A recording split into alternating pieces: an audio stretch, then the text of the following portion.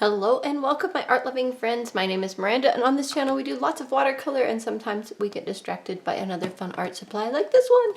In today's video we will be continuing the adventure we started in the very last video, which I will link up in the corner for you and in the description box below, where we have lots of new paints. This is Holbein, this is M. Graham, we have some acrylic markers and some really exciting black watercolor pigments. So stay tuned while we paint actual paintings with all of these goodies and have some really fun adventures.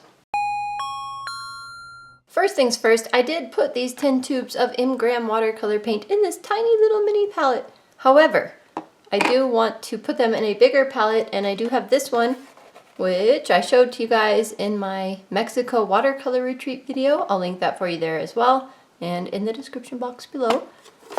This has a few Sennelier paints left in it from that retreat. However, there are 12 wells here. They all sit flat on this side, so as long as I don't tilt this palette for a while, I'm in Colorado, travel to Utah a lot, it's very dry, we should be okay putting honey-based M. Graham paints in these, and I'm really excited to finally get to use this palette.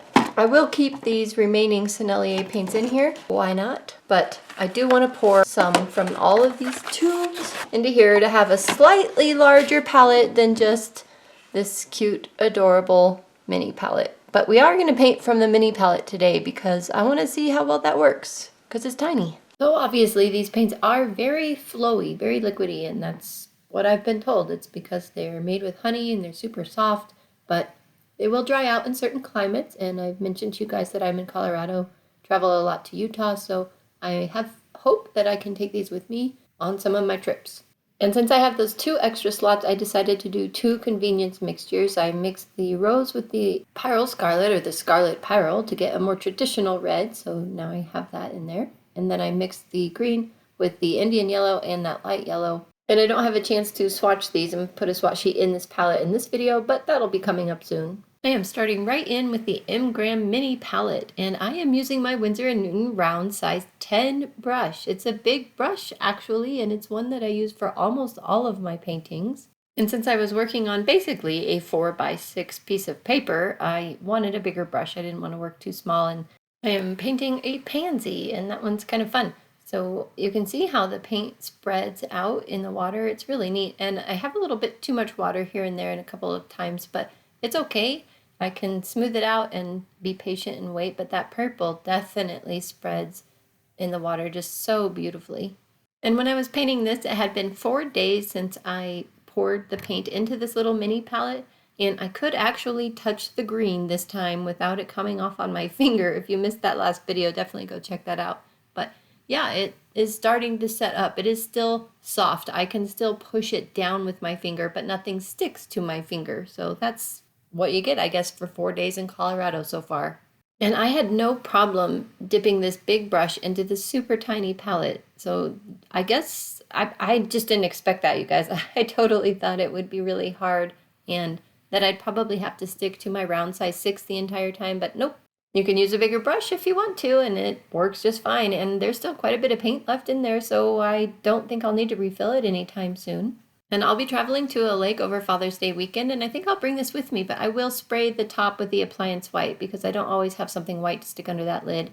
So that's just something that I can do that makes this work better for me. And it's not too bad working on the clear lid. Yes, that's fine. You can do it if you want, but I really like the appliance white idea. And I will get my swatch sheet that I made for this tiny little palette laminated and go from there.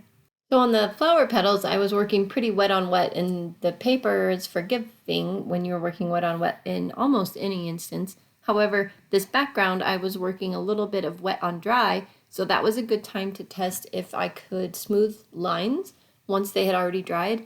And yes, I found this paper really enjoyable to work on.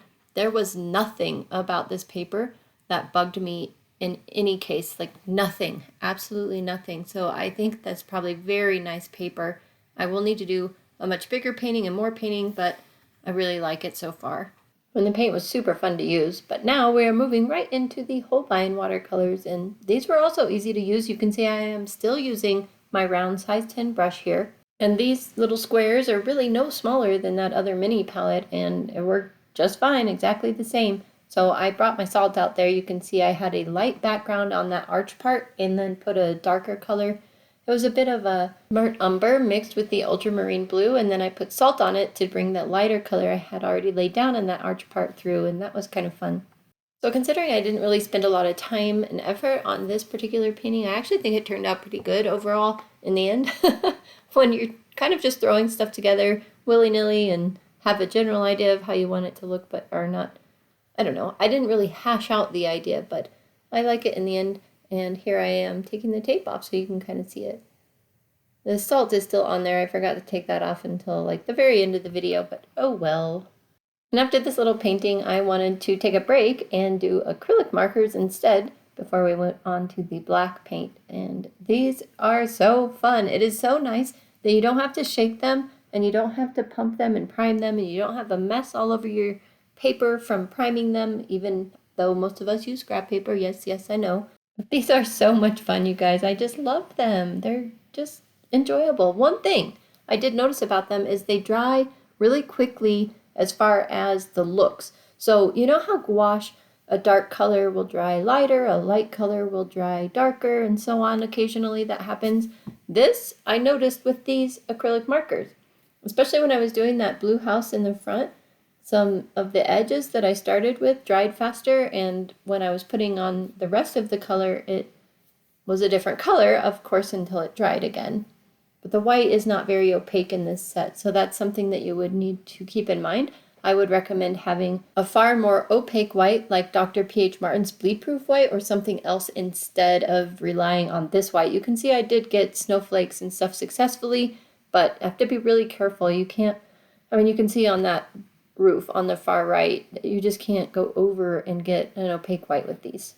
The rest of the colors are amazing. I do wish they would make a lot more pastels though. That would be super nice.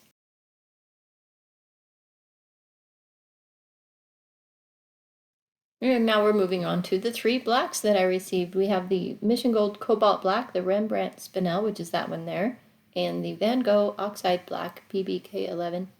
And I was a little overtired doing this painting, so it didn't, I don't know, it didn't showcase the paint quite like I had hoped, but yet in a way it kind of did. You'll see at the end when it's all done. So I didn't sketch anything out. I didn't plan ahead and just kind of threw this together using all 3 blacks, but I actually really had fun. And you see that Rembrandt Spinel in the back, the clouds, I'll tell you again how awesome that is. But at least I used all 3 blacks in this video. At least you got to see that. The last thing we have to do is see how easy it is to take the paper off of the block and take the tape off of this one. And I did use my heat gun. This bottom one is still a little warped, but I feel like it's dry. It's not cool to the touch or anything. So that's kind of interesting. I'll leave that line there because I'll cut the paper right there. So yeah, the Strathmore paper worked great with the acrylic markers and, as usual, horrible with the watercolors. So I still recommend not using Strathmore 500 for watercolor. However, really worked nicely with the acrylic markers. Really love how the Rembrandt made the background clouds look. That was great. That was the Rembrandt Spinel paint, and then you can see how very granulating that Van Gogh paint was. And I could have done better on this, but I'm really tired. But it did spark an idea for future painting, so that's pretty cool. Now, I have no idea how to get this off. Well, I usually like using my little ruler that I take to class with me. Oh, here it is. This one's just a little bit thicker. You can see the thickness difference there. It's just a little bit. Anyway, it has this open corner. So let's see if this works.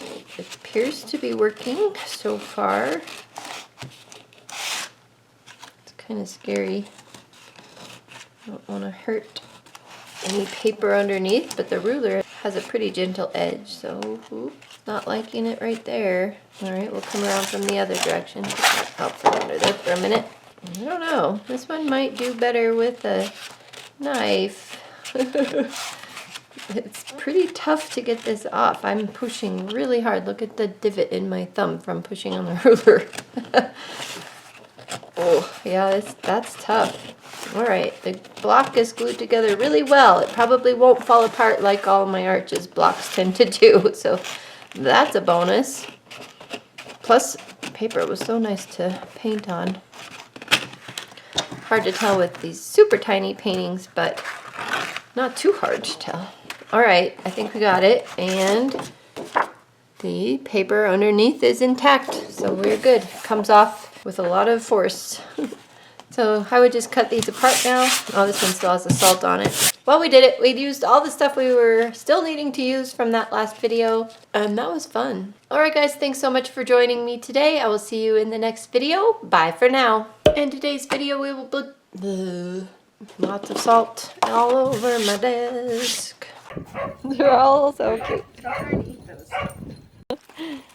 Ringo. Ringo pup.